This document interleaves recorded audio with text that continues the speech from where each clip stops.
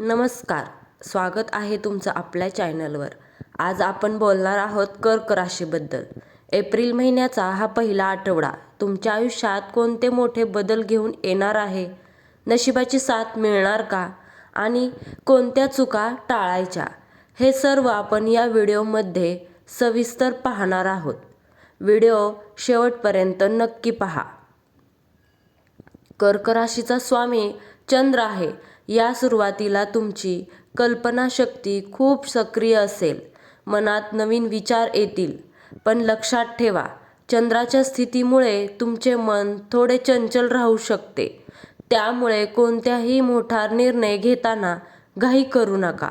शांत राहून विचार करणे या आठवड्यात यशाची गुरुकिल्ली ठरेल। नोकरी करणाऱ्या लोकांसाठी हा आठवडा थोडा धावपळीचा असेल। ऑफिसमध्ये कामाचा ताण वाढू शकतो। तुमचे वरिष्ठ तुमच्या कामावर बारकाईने लक्ष ठेवून असतील, त्यामुळे कामात पारदर्शकता ठेवा।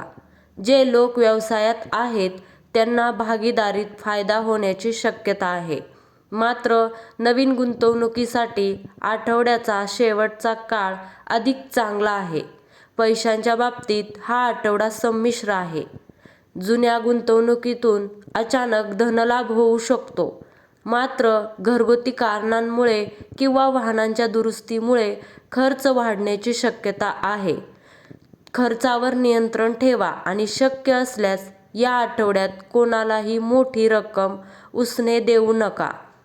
कौटुंबिक दृष्टिकोनातून हा काळ सुखद असेल। मुलांकडून आनंदाची बातमी मिळेल। जे अविवाहित आहेत त्यांच्यासाठी विवाहाचे प्रस्ताव येऊ शकतात। जोडीदारासोबत संवाद साधताना जुन्या गोष्टी उकरून काढू नका, यांमुळे नात्यात गोडवा टिकून राहील।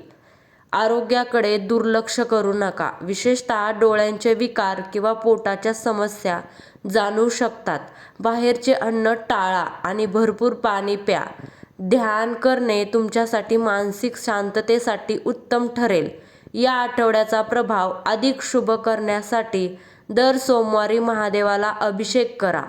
पांढऱ्या वस्तूंचे उदाहरणार्थ तांदूळ किंवा साखर दान करा। तर मित्रांनो, हे होतं कर्क राशीचं एप्रिलच्या पहिल्या आठवड्याचं भविष्य। हा व्हिडिओ तुम्हाला आवडला असेल तर नक्की लाईक करा, तुमच्या कर्क राशीच्या मित्रांसोबत शेअर करा आणि आपल्या चॅनलला सबस्क्राईब नक्की करा। धन्यवाद। श्री स्वामी समर्थ।